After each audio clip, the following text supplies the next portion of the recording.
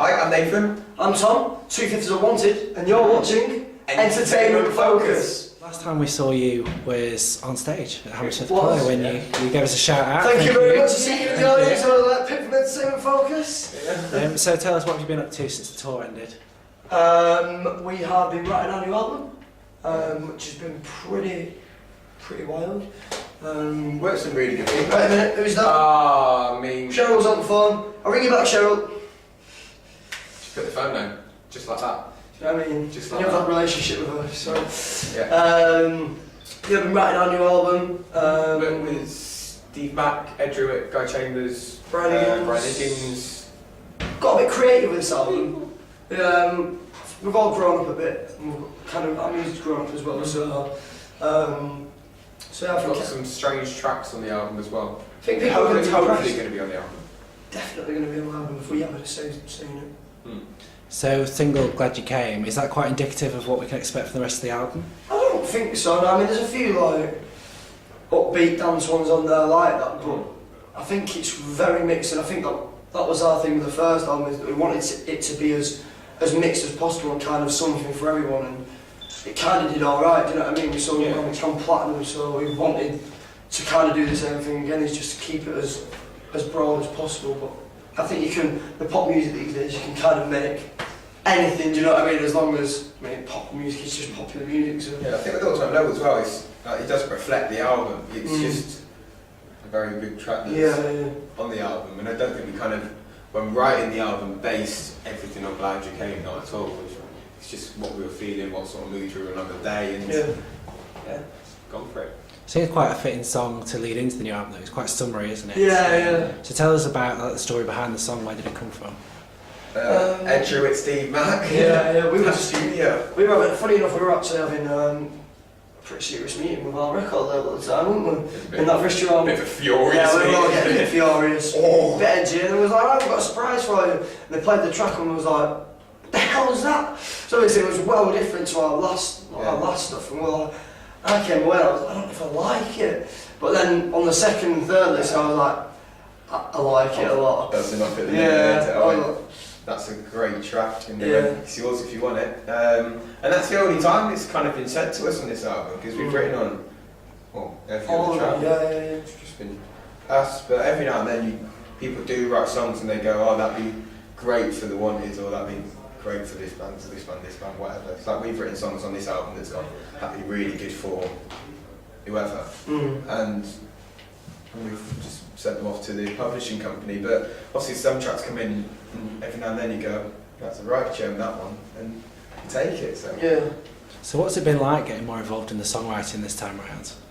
Do you know what, we got involved quite a lot last time. We ended up writing on half the album, which I thought for a brand new boy band was quite a lot. Usually you get dictated to quite a lot for the first album, but they actually let us have a bit of a free rein with that. But with this one, I think a lot of it's been our thoughts and our ideas and what we're feeling at the moment as well, which is cool. And like I said, we got a bit more creative and stuff, and hopefully it pays off. Yeah. And are you feeling any kind of pressure, because the first album did really well for you, obviously the singles did really well as well. Are you feeling the pressure now that you've got to match that or even better it?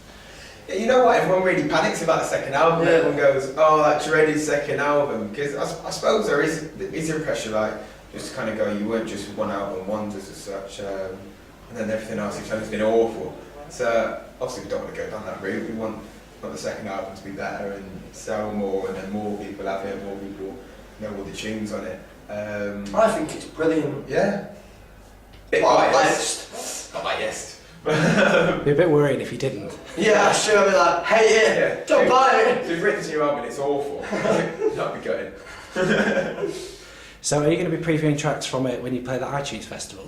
No, I don't think we'll be at that stage yet. I mean, not promoted until like November, so we still want to get another single off it, which we still don't know what's going to be yet. But I think, to be fair, we're concentrating on this single at the moment and just getting it out there, and it's been received really, really well by the public, and the lads are liking it, especially all the guys as well, which I think is something that we really wanted to target with this song. We wanted it to course that older audience as well as the younger audience, and I think it kind of does that.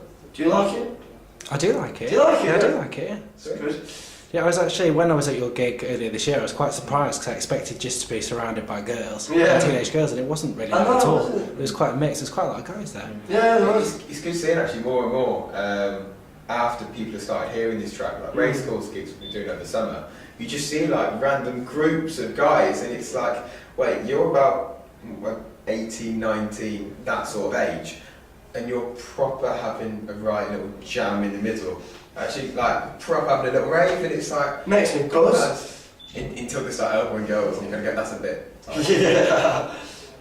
Well, you're probably hitting that demographic because the new video, that's struck a chord, I think, with the lads' holiday aspect. Yeah, Tell us a bit about that shoot. Messy. It was pretty messy. Can't remember it. But, I mean, we went to Gloucester on the Sunday, did a full day, and then we stayed up all night, got off the plane at 9 in the morning on the Monday, straight into filming. Didn't stop, but then that night we just thought, you know what, let's just get pissed. So I got pissed on the shoot, which was pretty fun.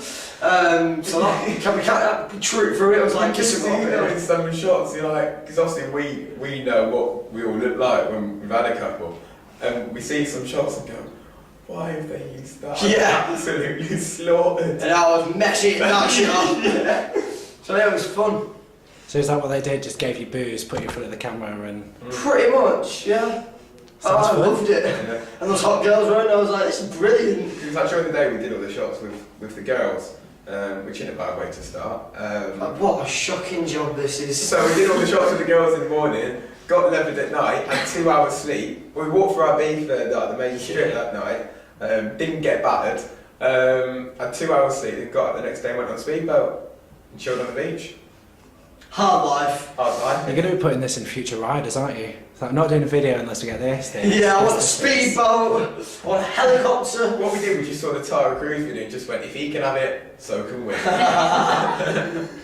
So have you got used to like life being different now? Because I think we spoke to you about a year ago before All Time Low came out, and obviously you were all quite nervous when we spoke to you. You didn't quite know how it was going to go. Yeah. And now, year on, you're the biggest boy band in the country. I mean, are you used to that yet? It's still, honestly, I mean, we're all quite down to earth lads, you know what I mean? We come from just normal backgrounds, and it's still a bit, what the hell's going on? You know what I mean? I don't think we quite expected the things that we've done in a year to happen so quickly. Usually that happens over the space of 3 or 4 years. And when we were doing Wembley the other day, we seen all the stats on the screen, and we was like, Jesus, is that actually what we've done in a year? So it's quite amazing just to see that, like all them stats on the screen, and I feel proud of myself. I'm proud of all of us that we've achieved so much in a short space of time, and it's still weird to think a year and a half ago no one even knew we were. So long may it continue. And are you going to be putting an arena tour, do you think, with this next album? Yeah, oh, sorry. See us prancing around in the back, idiot. Hopefully, it's penciled in, so if it does well enough, then we'd love to do an arena tour, because we just want to get, obviously, this bigger budget. Yeah. It's a bigger budget on an arena tour, so yeah, we can get a bit more creative with the staging and stuff. And we can get a bit more money. Yeah, so not getting too creative. But you put on quite a big show, I would say, for something like Hammersmith Apollo when we saw you, and you had the video screens and the Sky News pieces and the storyline run through it. That was still quite a big production. Yeah, I thought, you know what, we wanted to put a really good show on, and I think us as a band, we don't dance that much, and especially our TV performances, we don't really, it doesn't really come across that on a TV, because we don't really do that much as like performers. But I think when we got onto a stage, we're a much better live band. You know what I mean? Like, we had a live band there, and we really, like, I think we really excelled as performers, especially on tour, and we showed another side to us as well when we picked up instruments and we actually played, and I think everyone were a bit like, well, they actually can play as well, and I think that's kind of one route that we want to go down in the next couple of years, is that we want to kind of start playing a little bit more on our tracks and taking it a bit more down that route, which will be cool. It's funny, isn't it, when you pick up an instrument, people instantly think that you have more musical ability than before. So even though, like you were saying, you wrote half the album the first time around, once you pick up an instrument, people go, oh, they're incredible artists. Yeah, I think a lot of people see you as non-credible because you're in a boy band, but that's, I mean, the Beatles were a perfect example of it, you know what I mean? When they first came out, they were like, but another boy band, you know what I mean? And then they kind of, by the fifth album, they turned themselves into one of the biggest bands in the world. We're not comparing ourselves to We're not comparing ourselves to the Beatles. Clarify. We're not doing that. But I think that whole like Beatles model thing I love the Beatles, and I just think the way that they progressed themselves as artists and writers was just so it was so admirable. So, last question. What else can we expect from The Wanted? What should we be looking out for the rest of the year? Dubstep.